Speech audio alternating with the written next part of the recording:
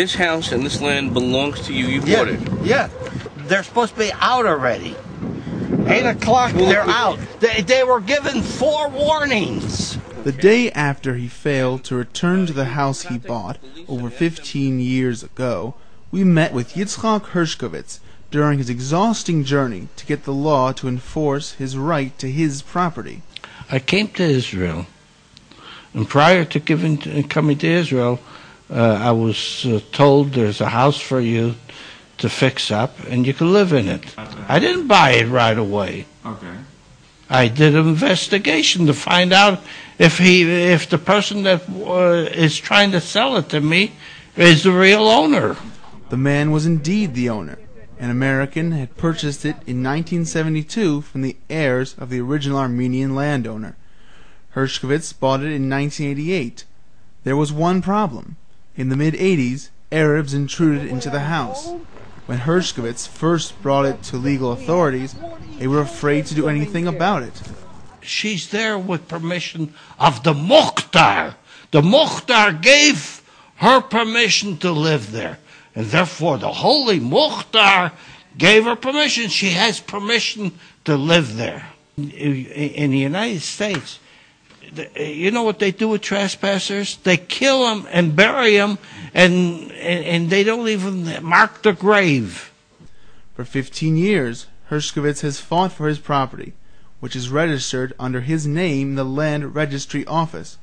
During the proceedings, Hershkovitz brought proofs against trespassers' claims, which were heard in court, and whenever Hershkovitz arrives in the area, according to which they've been living there for decades. This lady, all dressed up, runs to me, yelling out, "I lived here for 30 years. You can't take this house away from me." I have evidence, aerial photography, that shows that it came on the property in '88. You could see this house was a korban. Why? Because from the aerial photography, we see the roof has caved in. Could you imagine that? Who could live in a house when the roof is inside the house? This is where the tent was. They didn't live in the house. They were scared at that time because this is very close to after the 6-Day War. Here's the picture of the house years ago, before all this. You see, here it's clean. Everything's clean. This is when they just moved in, right afterwards. Hershkovitz's first victory was followed by an appeal, during which the members of the Arab gang promised to pay him rent for the use of his property until their ownership would be determined. Afterward, they refused to pay. The police informed Hershkovitz that on Monday, July 2nd, he would have 1 day to evict the gang members and assert control over his property. Here's what happened there. And the police have not come to help you receive your property back from these thieves? No. They're afraid. But these Bedouins are from Tamra.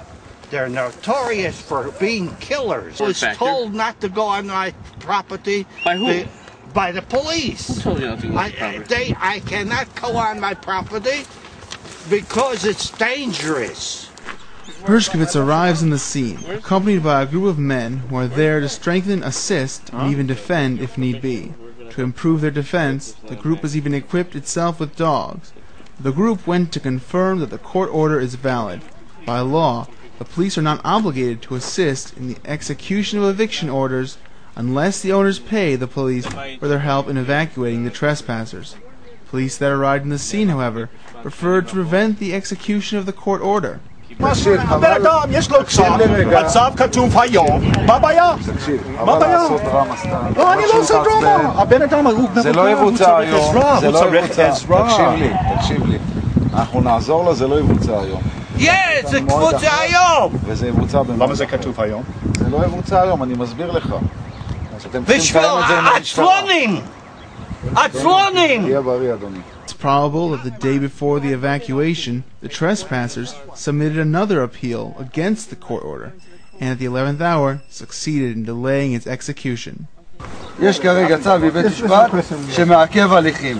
זה לא משטרה, אני באתי עכשיו, לא נוח לי לבוא בשעה 9, זה לא אני, זה עיכוב הליכים בית משפט. He's saying legally you can't go down to see your house because there's a counter tzav that was now taken out from the court.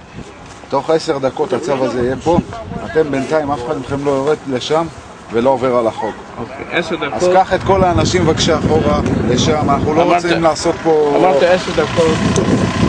Members of the group wait around to see the new court order with their own eyes. In the meantime, they stand dumbfounded by the difficulty that a Jew faces when trying to evict Arab trespassers from his property, by the double standard they perceive between the treatment of Arab trespassers and the evacuation of Jews. Suddenly, when there's a threat that Jews are going to come and help this old man get his house back, suddenly the cops are here to make sure, God forbid, no Jew does anything to enforce the law and to help the man retrieve his property. And so here they are. The police are coming. Reinforcements are coming. The fact that, by all indications, the trespassers are also unlawful squatters makes the police demand that the group members produce identifying documents seem unreasonable and illogical. אדוני, תן לי בבקשה תעודה מזהה. תעודה מזהה. You speak English? Give me your ID. He's an American citizen. Okay. He doesn't have to give you an ID. He's here illegally. If you don't believe him, deport him. Give him a plane ticket to Brooklyn, New York. Why are you angry? Because you don't have the right to ask him for a Dudatzut, and you don't ask them for their Dudatzut. Go with me and go ask for their Dudatzut.